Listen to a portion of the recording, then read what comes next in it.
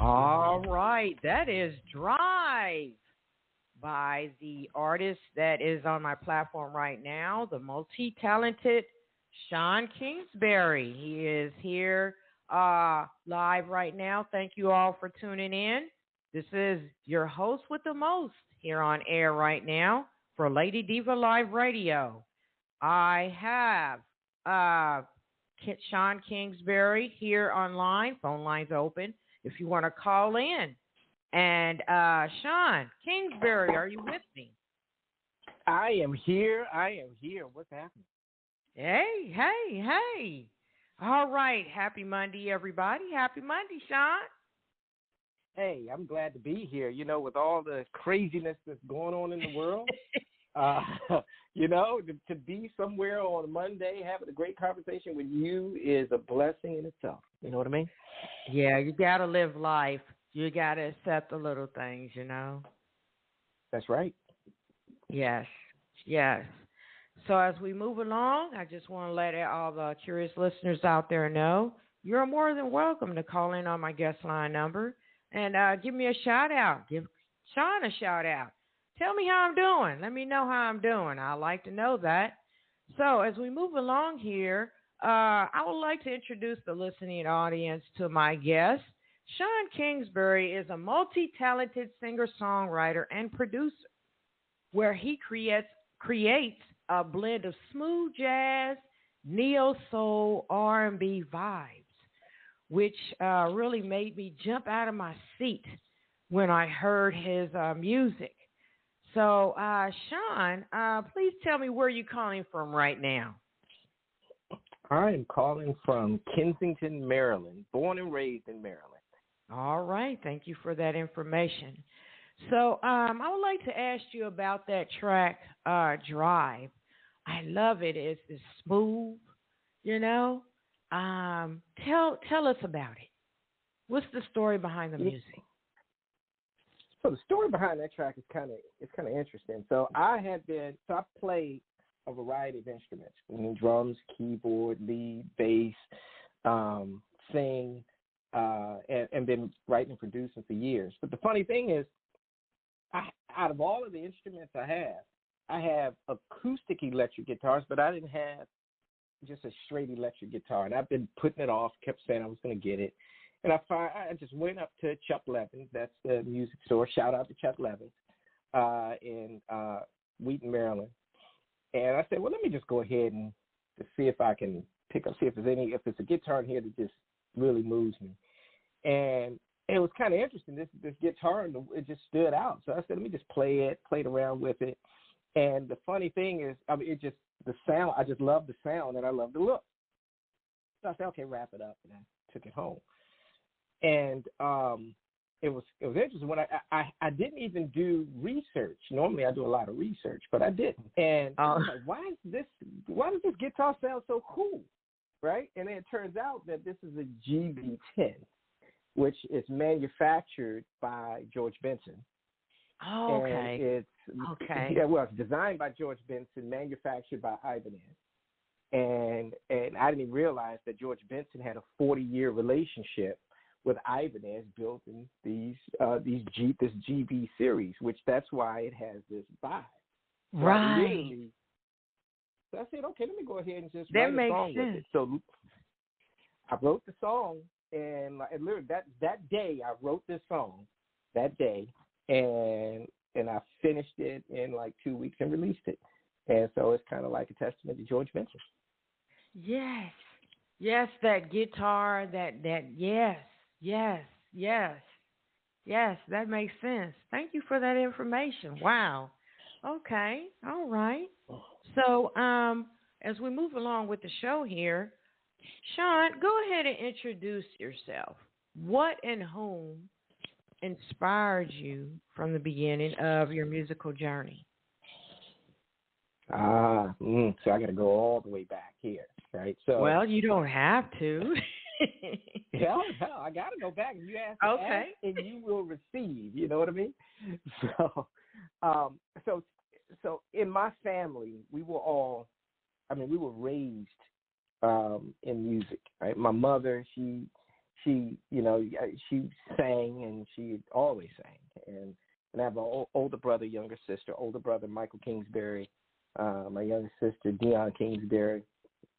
And so when you grew up in our house, it was lots of music, lots of singing, lots of playing. So before you know it, my brother and I, we were playing. My mother, she sang in the church, as you would expect, right? Back in the days, right? It's just the way it would roll. So, so my brother and I were playing for the church over the years. I started playing drums when I was in about 5th grade. And my brother, he mostly played keyboard. So over the years, my brother and I, at a very young age, started playing for the church with my mother, and then it's interesting how things grow, right? You start off with that base of church and faith, and then my brother and I, we just continued to play. So we started our own group back then called Check, right? It was basically a guy that's in the group, Greg Crimes. So it was Crimes, Kingsberry, and Kingsberry, CHEKK, right? So so throughout the years, we had our group, and we were playing. And then, of course, throughout those years, we were also playing in several go-go bands. If you're in the Washington Metropolitan Area, you're going to be in go-go bands as well. I mean, that's the culture of the Washington Metropolitan Area. So that's where I got some go-go experience and just playing out in a bunch of clubs and what have you. So by the time I was in ninth grade, I was already playing in nightclubs and the like. Yeah. So what happened is when I got into around 11th grade, my brother and I decided to basically sell our play-out equipment. We started to get into recording. So we sold our play-out gear and bought our first 4-track and drum machine, and we turned Mom's closet into our studio. And, wow. And that's where we really started to learn. And then through that period, we connected up with a guy by the name of TJ Thompson.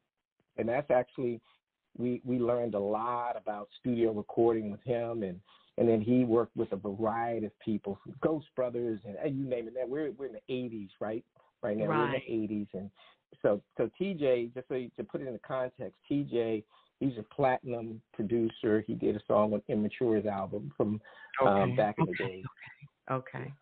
So my brother and I, we learned a lot about recording with TJ. But then, and I'm go backwards again. So while we were doing all of this with, we're still playing in the church and what have you, my mother, she opened a modeling agency in 1970. So over the years, of course, all of her kids are going to model if she owns a modeling agency, right? You did some modeling? What happened? Oh, I was first runner-up for Mr. Maryland. I was modeling with, you name it. I was all. I did the Black Caucus fashion show. I mean, my brother and I, we were looked at as we were called the twins, right? So we would do a lot. I mean, I was, you name it, from California, Chicago, you name it. We were doing lots of modeling.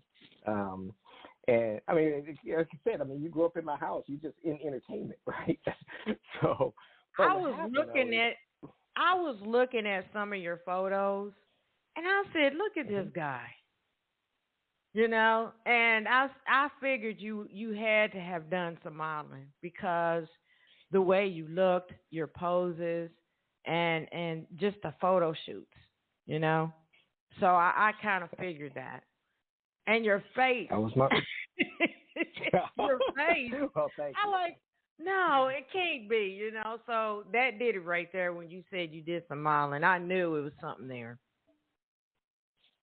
Yep. Fun times, right? Fun times. Yeah. So what happened, my brother and I, we actually became business partners with my mother. So we went from being, teachers, we're models, to teachers in modeling, to being part owner. And then the modeling agency went on to become a casting agency. So it was King Productions Modeling Agency. And it went on to become KP Casting. So it was a casting agency. We'll cast models, actors, singers, and dancers for film, runway, television.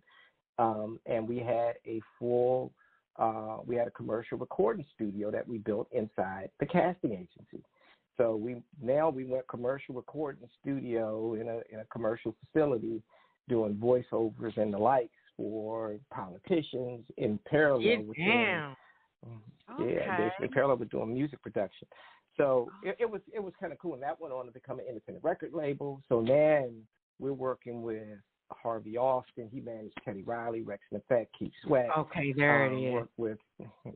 We worked with Tony Dumas. He was singing with Me to You, and Left Eye's Camp. With the Face Records. I mean, so it throughout that period of time, we just started working with so many people, Island Records and the likes. I mean, it was a fun time, So wow. That's the journey. That's the That journey is crazy. from elementary school to modeling, casting agency, production studio.